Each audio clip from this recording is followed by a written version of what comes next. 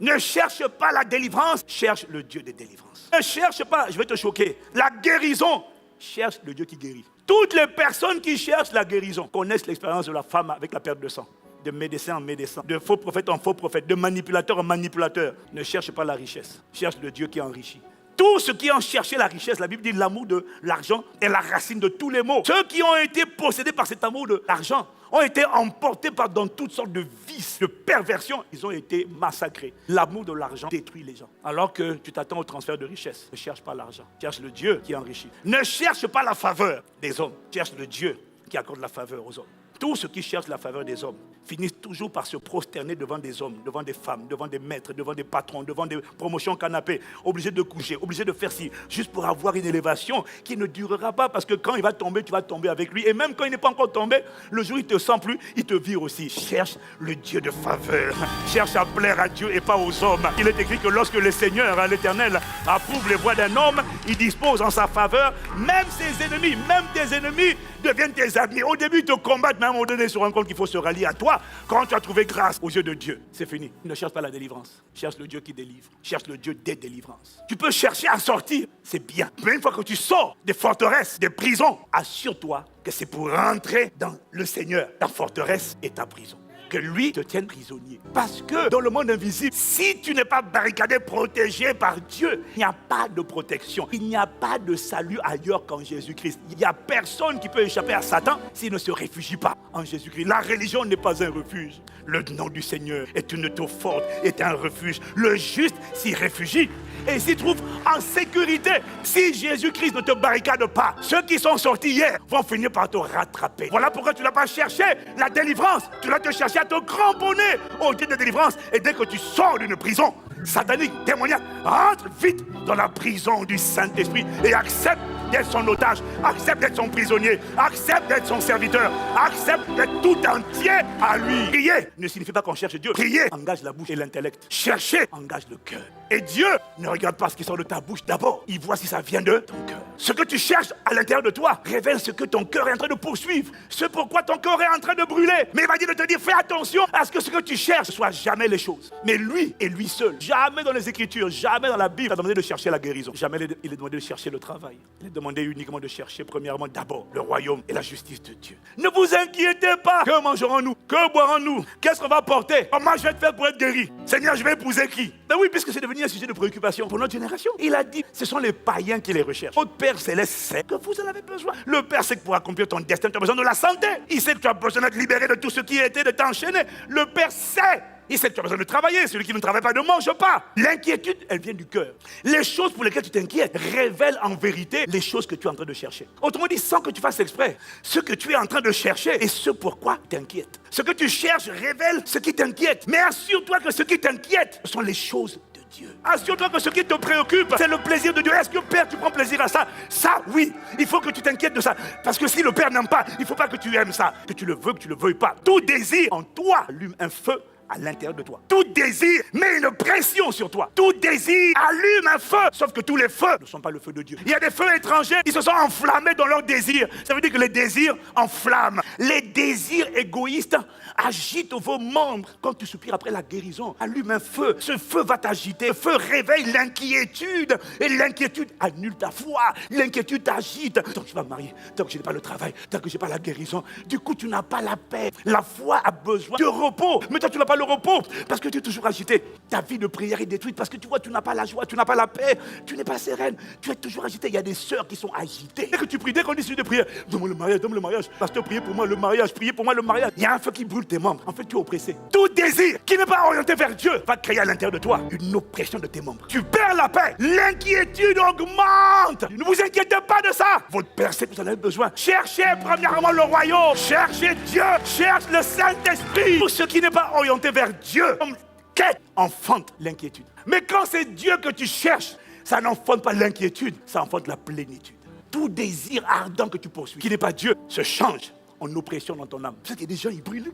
C'est le temps, c'est le temps, c'est le temps. Mais c'est vrai que c'est le temps. Le problème, c'est que l'inquiétude monte tellement en toi. Elle tue ta foi. On entend le son, l'écho que tu mets dans le monde invisible. On entend stress, stress, angoisse, angoisse. L'atmosphère que tu crées éloigne les anges. Quand les anges arrivent, au lieu de trouver la foi, ils voient l'inquiétude, ils disent, ah, on va attendre. Donc ils sont là, ils attendent. Mais t'inquiète pas, c'est pas oublié. Ça attend. Mais ça vient te visiter maintenant. Parce que la forteresse de l'inquiétude est ébranlée. Au nom de Jésus le Christ. Cherchez premièrement d'abord le royaume. C'est la personne du Saint-Esprit. C'est lui, personne d'autre. La Bible dit, vous avez tout pleinement en lui.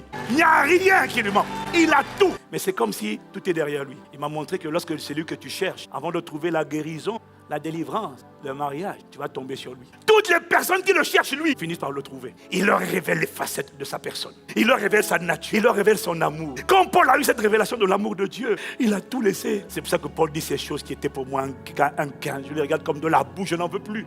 C'est pas que je ne veux pas, mais ça n'a plus d'importance. Ésaïe l'a vu. Il a dit, malheur à moi, je suis un homme perdu, aux lèvres impures, car mes yeux ont vu le roi, le Seigneur des armées dans son saint temple. Quand il a vu Dieu dans son temple, il a une révélation de lui. Révélation de sa gloire, révélation de son amour, révélation de sa bonté. Ceux qui ont la révélation de lui ne prient plus. Ils entrent dans la contemplation de lui. Et puis ils le voient dans le siège de l'univers et de l'éternité. Ils ont la révélation. Ce n'est pas une vision, c'est une conscience. Il y a une dimension de révélation. Quand tu le cherches et que tu l'as trouvé, les gens ne comprennent pas pourquoi tu pleures dans la présence de Dieu. On ne fait pas exprès. Tu ressens tellement sa présence. C'est comme s'il te saisit. C'est un feu qui te prend. Cette présence-là, je ne la vendrai pour rien au monde. Tu es capable d'écarter une femme. Ah non, femme étrangère, écarte-toi. Ne viens pas offenser cette présence. Toutes les personnes auxquelles il s'est révélé sont tombées amoureux de la gloire de Dieu. Du coup, le présent n'a plus d'importance. Parce que quand il se révèle à toi, il est éternel. Du coup, tes petits besoins du présent quotidien là ne sont plus ta préoccupation. Le présent ne compte plus. Ce qui compte, c'est l'éternité, c'est ton statut spirituel. Ce n'est plus les choses de ce monde. Tu n'es plus impressionné que tu les aies ou que tu les aies pas. Ce n'est plus ça qui détermine ta paix, ta joie, parce que tu as la conscience de la gloire. Tu as la conscience de l'agenda de Dieu pour l'éternité. C'est pourquoi, quel que soit ce que nous vivons, nous ne perdons pas courage. Même que notre homme extérieur se détruit par la maladie, se détruit par la vieillesse. La vérité est que notre homme intérieur se renouvelle de jour en jour. Car nos légères afflictions du moment présent, les persécutions, les épreuves, les tribulations, lui les appelle nos légères afflictions du moment présent, produisent pour nous, au-delà de toute mesure, un poids éternel de gloire. Car nous ne regardons pas aux choses visibles, mais nous regardons aux choses invisibles. Parce que les choses visibles sont temporaires, tandis que les choses invisibles sont éternelles. Quand il se révèle à toi, parce que tu l'as cherché, tu ne le juges plus. Ah, comme je suis célibataire à 50 ans, Dieu m'a oublié. Non! Les choses de ce monde ne les émerveillent plus. Ils ne sont pas contre la richesse, ils ne sont pas contre le mariage, ils ne sont pas contre le travail. Mais ces choses ne les impressionnent plus. Ce n'est plus la priorité. Quand c'est le mariage que tu as cherché, tant que tu ne l'as pas, tu es oppressé, tu t'agites. Mais quand c'est lui que tu as cherché, tu es apaisé, tu es dans la plénitude.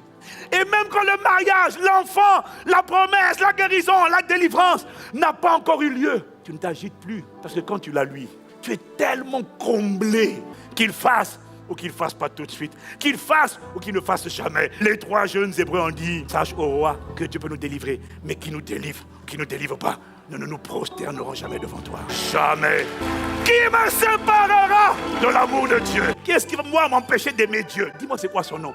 La tribulation, l'épée, la famine, la maladie, le célibat, les oppressions, en toutes ces choses sont plus que vainqueurs, car j'ai l'assurance que ni la mort, ni la vie, ni les hauteurs, ni les profondeurs, ni les anges, rien ni personne ne peut me séparer, ne peut me détacher de l'amour de Dieu. Quand tu as été foudroyé par son amour, parce que c'est ça que produit la révélation, qu'il manifeste ou qu'il ne manifeste pas, tu n'es plus déçu. Paul voulait être guéri.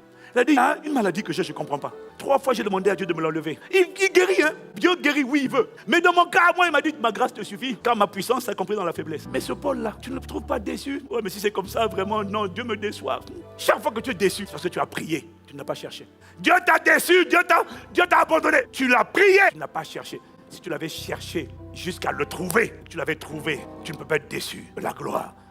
Tu ne peux pas. Ésaïe s'est mis à genoux, il s'est prosterné, Jean s'est prosterné, Jean mettait sa tête sur son épaule. Quand Jean l'a vu, il a dit, mon Dieu, ses yeux étaient comme des flammes de feu, son visage resplendissait comme le soleil. Tout ce qui voit sa gloire éblouit Ils n'ont plus la conscience du temps, ils n'ont que la conscience de l'éternité. Ils ne peuvent pas être déçus. Parce que quand Dieu te donne la conscience de l'éternité, il te sort de ton présent, il te sort de tes frustrations, et puis il te montre les projets qu'il a formés pour toi dans l'éternité. Il te montre les noces de l'agneau, il te montre la résurrection des morts, il te montre le millénium, il te montre la chute de Satan, il te montre le règne éternel, il te montre que là-haut, un jour, il n'y aura plus de deuil, plus de mort, plus de tristesse, il n'y aura plus rien.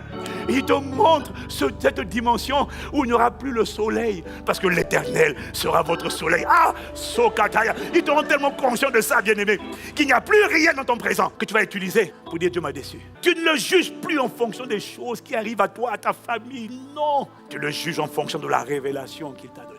Et quand une voix te dit maudit Dieu et meurt, tu dis mais tu es insensé, tu ne peux pas. Dès que tu rentres dans sa présence, tu ressens sa gloire. Cette gloire te prend tellement. Il n'y a plus rien qui compte, bien-aimé. Il n'y a plus rien qui compte. Que cette grâce soit relâchée sur ta vie.